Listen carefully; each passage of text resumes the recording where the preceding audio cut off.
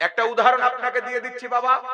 সাহাবীদের যুগ থেকে নামাজের কয়েক রকমের তরিকা যুগ যুগ থেকে চলে আসছে। যেমন আমরা নামাজ পড়ি তো হাত কোথায় বাঁধি? নাভির নিচে বাঁধি কি বাঁধি না? আমরা নামাজ পড়ি তো রাফা দান করি না। রুকুতে যাওয়ার টাইম, উঠার টাইম হাত তুলি না, মাত্র একবার হাত তুলি তাকবীরে তাহরিমা টাইম, তাই তো? তো এই যে ইখতিলাফ, কেউ রাফা দান করে কেউ করে না, এটা সাহাবার যুগ থেকে চলে আসছে।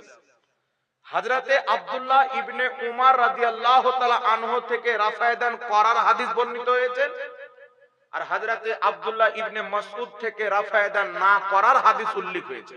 ওটাও হাদিস সহিহ, এটাও হাদিস সহিহ।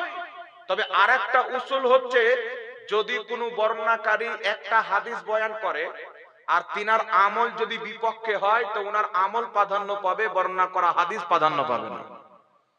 কারণ উনি নিজেই যখন হাদিসের প্রতি আমল করেননি, আমল ভিন্ন করেছেন, তো উনার বয়ান করা হাদিসের প্রতি আমি কি করে আমল করতে পারি? উনি তো নিজেই করেন। তো হযরত আব্দুল্লাহ ইবনে উমর থেকে তাহাবী শরীফের মধ্যে হাদিস, মুসান্নাফ ইবনে আবি শাইবার মধ্যে হাদিস, উনার একজন সাহাবী বিশ্ববিখ্যাত তাবেঈ হযরতে মুজাহিদ রাহমাতুল্লাহ দেখেছেন সেই ব্যক্তি মিথ্যাবাদী। যদি কেউ বলে নবী পাক আল্লাহকে দেখেছেন, সেই ব্যক্তি মিথ্যাবাদী। এটা কে বলছেন? মা আয়েশা। আর আমার আপনার নবী কি বলেছেন? মুসনাদে আহমদে ইমাম আহমদ বিন হাম্বল হাদিস উল্লেখ করেছেন, মাজমাউজ জাওয়াইদের মধ্যে ইমাম হাইসামি হাদিসটি উল্লেখ করেছেন, খাসাইসুল কুবরার মধ্যে ইমাম জালালউদ্দিন সিউতি হাদিসটি উল্লেখ করেছেন, আর শেফা শরীফে ইমাম কাজী আয়াজ হাদিসটি উল্লেখ করেছেন। ইমাম হাইসামি বলছেন হাদিসটি সহিহ, ইমাম সিউতি বলছেন হাদিসটি সহিহ, একবারে টনটনা সহিহ হাদিস। বর্ণনাকারীকে হযরতে আব্দুল্লাহ ইবনে আব্বাস রাদিয়াল্লাহু তাআলা আনহু। নবী পাকের সাহাবী আব্দুল্লাহ ইবনে আব্বাস বলছেন, আমরা আল্লাহর নবীকে জিজ্ঞাসা করলাম, ইয়া রাসূলুল্লাহ আপনি কি আল্লাহকে দেখেছেন? তো রাসূল পাক উত্তরে বললেন, রাআইতু রাব্বি আযযা ওয়া জাল্লা, আমি আমার আল্লাহকে দেখেছি। আর একটু জোরে বলতে হবে সুবহানাল্লাহ। হযরতে আব্দুল্লাহ ইবনে আব্বাস বলছেন, রাআইতুন নবী সাল্লাল্লাহু আলাইহি সাল্লাম, আল্লাহর নবী সাল্লাল্লাহু আলাইহি সাল্লাম দেখেছেন কাকে? আল্লাহকে। কিভাবে দেখেছেন? উনি বলছেন মাররাতাই, দুইবার দেখেছেন। আল্লাহর নবী আল্লাহকে দুইবার দেখেছেন। একবার রাআইতু বিবাসারিহি, একবার মাথার চোখে দেখেছেন, আর একবার অন্তরের চোখে দেখেছেন। আল্লাহর নবী আল্লাহকে দুইবার দেখেছেন, একবার মাথার চোখে, একবার অন্তরের চোখে। তো পৃথিবীর মুসলমান আম্মা জান আয়েশা বলছেন, যেই ব্যক্তি বলবে নবী আল্লাহকে দেখেছেন সেই ব্যক্তি মিথ্যাবাদী, আর নবী বলছেন আমি আল্লাহকে দেখেছি, সহিহ হাদিস। আব্দুল্লাহ ইবনে আব্বাস বলছেন নবী পাক আল্লাহকে দুইবার দেখেছেন, একবার মাথার চোখে, একবার অন্তরের চোখে। তাহলে আপনারা বলেন, মা আয়েশার কথা বেশি গ্রহণযোগ্য না নবী মুস্তাফার কথা বেশি গ্রহণযোগ্য? আরে বাবা, একটা উসুল হচ্ছে, যদি কোনো হাদিস কুরআনের বিপক্ষে হয় তো হাদিস বাদ দিয়ে কুরআনকে মানতে হবে। কোন সাহাবীর কথা, কোন আজওয়াজে মুতাহহারাতের কথা যদি আল্লাহর নবীর হাদিসের বিপক্ষে হয় তো আল্লাহর নবীর হাদিস প্রাধান্য পাবে। কারণ শরীয়তের মালিক হচ্ছেন নবী মুস্তাফা। আল্লাহর নবী সাল্লাল্লাহু আলাইহি ওয়াসাল্লাম বলছেন, আমি আল্লাহকে দেখেছি। মায়েশা বলছেন, যে বলবে নবী আল্লাহকে দেখেছেন সে মিথ্যাবাদী। ইমাম নববী রাহমাতুল্লাহ আলাইহি শারহে মুসলিমে ইমাম কাজী আয়াজ আশ-শিফা কিতাবে লিখতেছেন, মায়েশার কথা গ্রহণযোগ্য হবে না, কারণ তিনি তখন অনেক ছোট ছিলেন, তিনার কাছে মিরাজের ঘটনা উল্লেখ করা হয়নি, তাই নবী পাকের কথা প্রাধান্য পাবে। তাই জমহুর সাহাবায়ে কেরামের আকীদা হচ্ছে আল্লাহর নবী আল্লাহকে মাথার চোখে দেখেছেন। সুবহানাল্লাহ বলেন। তো নবী পাক আল্লাহকে দেখেছেন, তো আমরা তো নবীর কথা মেনেছি।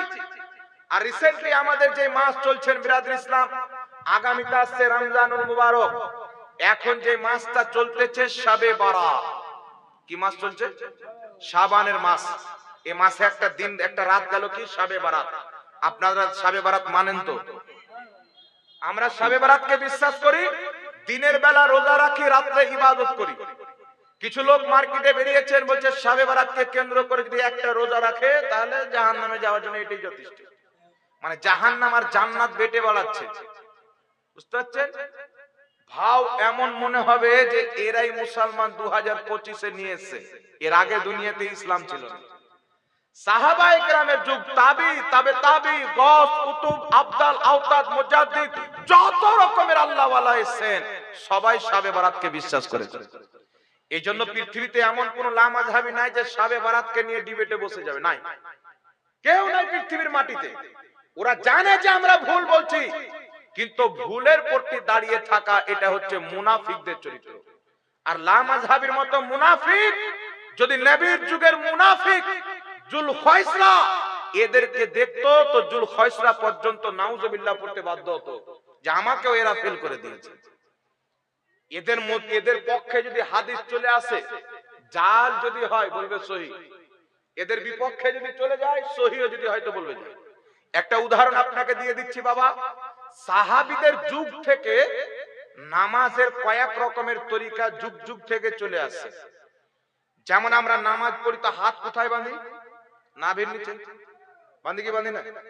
আমরা নামাজ পড়ি তো রাফায়াদান করি না, রুকুতে যাওয়ার টাইম, উঠার টাইম হাত তুলি না, মাত্র একবার হাত তুলি তাকবীরে তাহরিমার টাইম, তাই তো? তো এই যে ইখতিলাফ, কেউ রাফায়াদান করে কেউ করে না, এটা সাহাবার যুগ থেকে চলে আসছে। হযরতে আব্দুল্লাহ ইবনে উমর রাদিয়াল্লাহু তাআলা আনহু থেকে রাফায়াদান করার হাদিস বর্ণিত হয়েছে, আর হযরতে আব্দুল্লাহ ইবনে মাসউদ থেকে রাফায়াদান না করার হাদিস উল্লেখ হয়েছে। ওটাও হাদিস সহিহ, এটাও হাদিস সহিহ। তবে আরেকটা উসুল হচ্ছে, যদি কোনো বর্ণনাকারী একটা হাদিস বয়ান করে আর তিনার আমল যদি বিপক্ষে হয় তো ওনার আমল প্রাধান্য পাবে, বর্ণনা করা হাদিস প্রাধান্য পাবে না।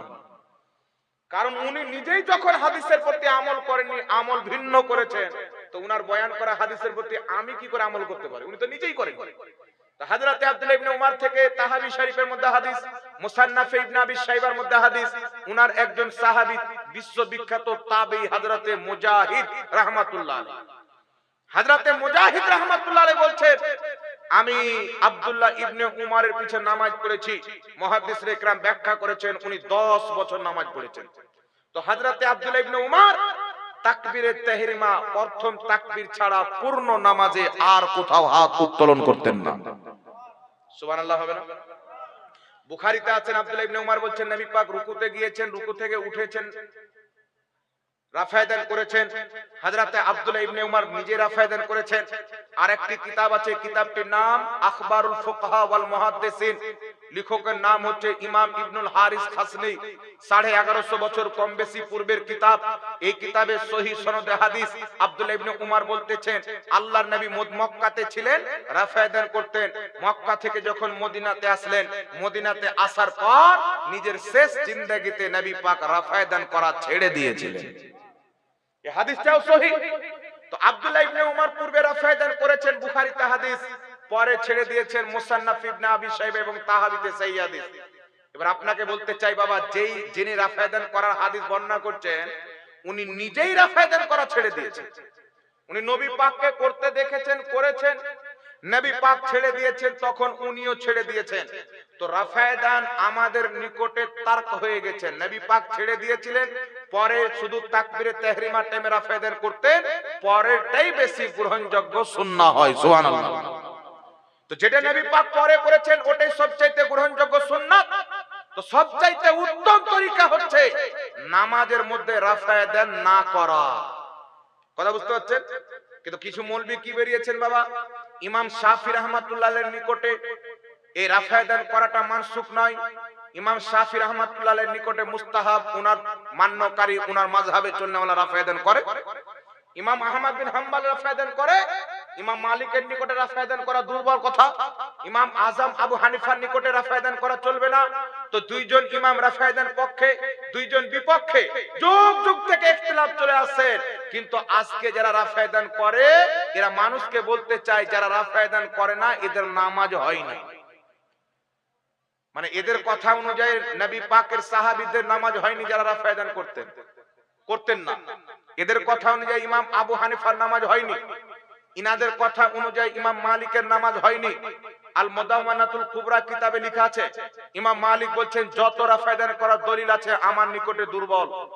উনি রাফায়দান করতেন না, উনার মান্যকারীরা ফায়দান করে না। আবু হানিফা রাফায়দান করতেন না, উনার মান্যকারীরা রাফায়দান করে না। হযরতে সাইয়েদনা ইব্রাহিম নাখী রাহমাতুল্লাহ আলাইহি বিশ্ববিখ্যাত তাবেঈ, উনি রাফায়দান করতেন না। মুসান্নাফে ইবনে আবি শাইবার সহিহ হাদিস, আব্দুল্লাহ ইবনে উমর রাফায়দান করতেন না, আব্দুল্লাহ ইবনে মাসউদ রাফায়দান করতেন না। তো আপনারা বলেন তো বাবা, এইগুলো সাহাবীর নামাজ হয়েছে কি হয়নি? রাফায়দান মানে জানেন তো? হাত উত্তোলন করা নামাজের মধ্যে। কিছু নামাজি দেখবেন যাবে তো হাত তুলবে, উঠবে তো হাত তুলবে, কিন্তু আমরা এটা তুলি না। তো আমাদের নামাজ কি সুন্নাতের খেলাফ হয়? জি না, এটাও নবী মুস্তাফার সুন্নাত। জোরে বল সুবহানাল্লাহ। রাফায়দান না করা নবী পাক করেননি। এইজন্য আপনাকে বলতে চাই, পৃথিবীর মুসলমান, আল্লাহর নবীর সবচাইতে বড় সাহাবী হযরতে আবু বকর সিদ্দিক, তারপর উমর ফারুক, তারপর উসমান গনি, তারপর মাওলা আলী। এই চারজন সাহাবী সবচাইতে বড়। এই চারজন সাহাবীর মধ্যে কেউ রাফায়দান করতেন না। আমরা যেভাবে নামাজ পড়তি, উনারা 1450 বছর পূর্বে এই তরিকাতে নামাজ পড়তেন, তাই আমরা এই তরিকাতে নামাজ পড়ি। এটা সহিহ হাদিস দ্বারা প্রমাণিত। ইমাম নিবামী রাহমাতুল্লাহ আলাইহি আসার ও সুনানে উল্লেখ করে সহিহ বলেছেন যে হযরতে আবু বকর সিদ্দিকের ব্যাপারে হযরতে আব্দুল্লাহ ইবনে মাসউদ বলছেন, আমি রাসূলুল্লাহর পিছে নামাজ পড়লাম, আবু বকর সিদ্দিকের পিছে নামাজ পড়লাম, উমর ফারুকের পিছে নামাজ পড়লাম। ইনাদের মধ্যে কেউ প্রথম তাকবীর ছাড়া আর পূর্ণ নামাজে কোথাও হাত উত্তোলন করতেন না। তাহলে আবু বকর সিদ্দিকের নামাজ হয়েছে কি হয়নি বাবা? উনার চাইতে বেশি সুন্নত আজকে গাঁজাখোর বেশি বুঝে নিল, হযরতে উমরের চাইতে বেশি সুন্নত বুঝে নিল।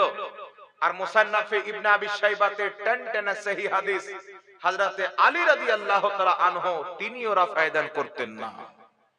যার ব্যাপারে রাসূল পাক বলেছেন, আনা মদিনাতুল ইলমি ওয়া আলিয়ুন বাবুহা, আমি জ্ঞানের শহর, আলী তার দরজা। এত বড় জ্ঞানী ব্যক্তি সাহাবী আবু বকর সিদ্দিক, উমর ফারুক। ইসলামের সর্বপ্রথম মুফতি হযরতে আবু বকর সিদ্দিক, সর্বপ্রথম মুফতি আবু বকর সিদ্দিক। আর ইসলামে কিয়ামত পর্যন্ত যত আল্লাহর ওলি হবে, সব চাইতে বড় ওলি আবু বকর সিদ্দিক। উনি রাসূলুল্লাহর সঙ্গে গারে হিরাতে, মক্কায় রাসূলুল্লাহর সঙ্গে, মদিনায় রাসূলুল্লাহর সঙ্গে, আর সবচাইতে চমৎকার কথা হচ্ছে ইন্তিকালের পরেও রাসূলুল্লাহর সঙ্গে। আল্লাহর নবীর পাশে তিনাকে দাফন করা হয়েছে। আবু বকর সিদ্দিক রাফায়দান করতেন, এই মর্মে একটা সহিহ হাদিস কোন মায়ের লাল দেখাতে পারে না। উমর ফারুক রাফায়দান করতেন, একটা সহিহ হাদিস দেখাতে পারে না। হযরতে আলী রাফায়দান করতেন, একটা সহিহ হাদিস দেখাতে পারে না।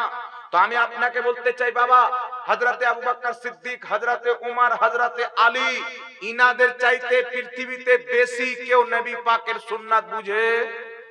কথা বলতে হবে। পৃথিবীতে কেউ বুঝতে পারে না। তো মাসলা ক্লিয়ার হয়ে গেল। আবু বকর, উমর, আলী রাদিয়াল্লাহু তাআলা আনহুম আজমাইন যেমন ভাবে নবী পাকের তরিকা নিয়ে নামাজ পড়েছেন, হানাফি মুসলমান আজ ওই তরিকাতে নামাজ পড়ে যেই তরিকাতে নবী এবং নবীর খলিফারা নামাজ পড়েছেন। তাহলে হানাফিদের নামাজকে জাল বলা, আবু বকর সিদ্দিকের নামাজকে জাল বলা, উমর ফারুকের নামাজকে জাল বলা, উসমান বিন হযরতে আলীর নামাজকে জাল বলা।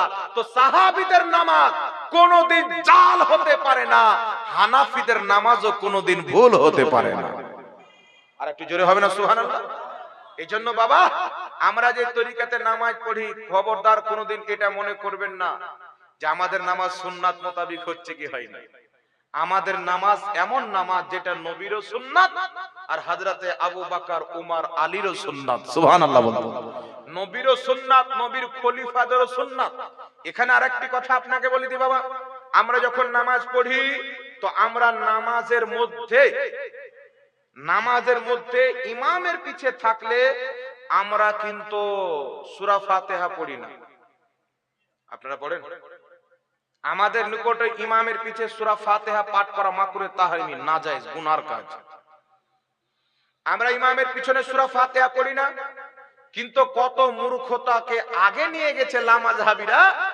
বাংলাদেশে একটা জানাজা হলো, খালিদ জিয়া না কে মারা গেল না, ওর জানাজার নামাজ পড়িয়েছে বাংলাদেশের একজন মৌলবী। তো জানাজার নামাজ পড়িয়েছে যেভাবে আমরা পড়ি, 4 তাকবীরে, সূরা ফাতিহা পড়িনি।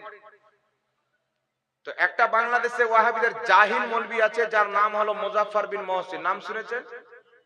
ওই মৌলবী বলছে আল্লাহর নবীর কোনো ডিগ্রি ছিল না, তাই নবীর ভুল হয়েছে।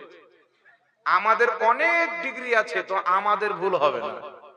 ও মুসলমান, কথা বলেন বাবা। আমার কাছে ভিডিও আছে, কেউ যদি দেখতে চান তো দেখে নেবেন, সমস্যা নাই। এ বলছে আল্লাহর নবীর কোনো ডিগ্রি ছিল না, তাই নবীর ভুল হয়েছে।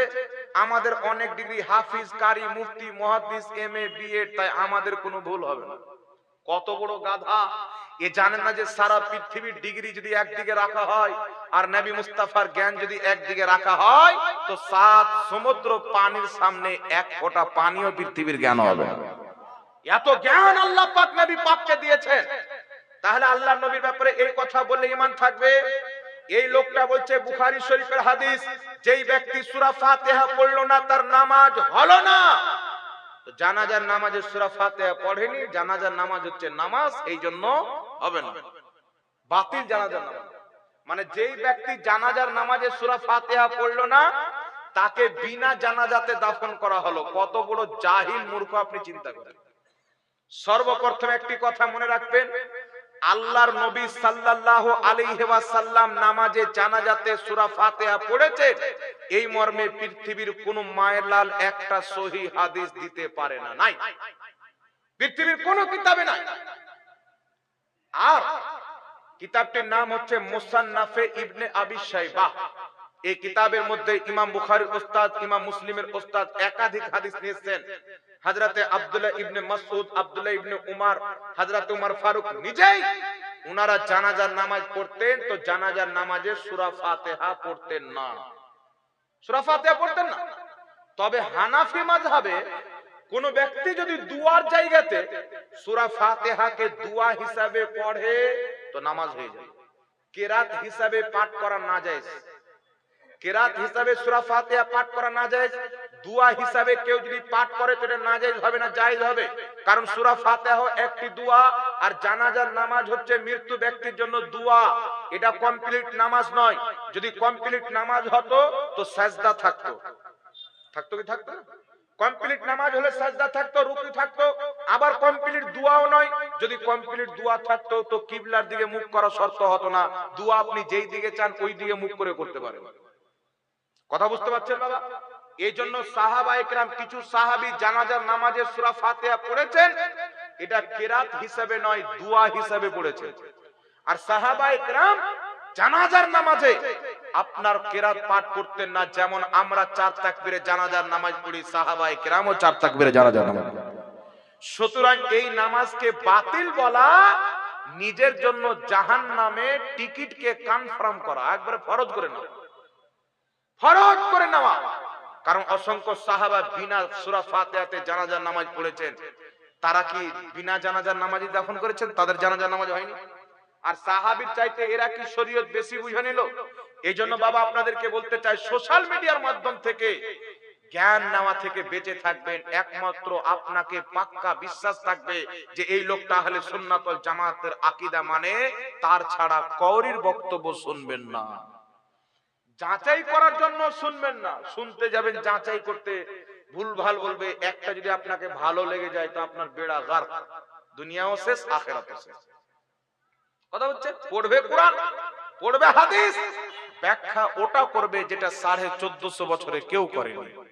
তো আমাদেরকে নতুন ব্যাখ্যার দরকার নাই, আমাদেরকে ওটাই ব্যাখ্যা দরকার যেটা ইমামে আজম আবু হানিফা কম বেশি 1300 বছর পূর্বে করেছেন। সুবহানাল্লাহ। একবার দুরূদ শরীফ পড়েন, আল্লাহুম্মা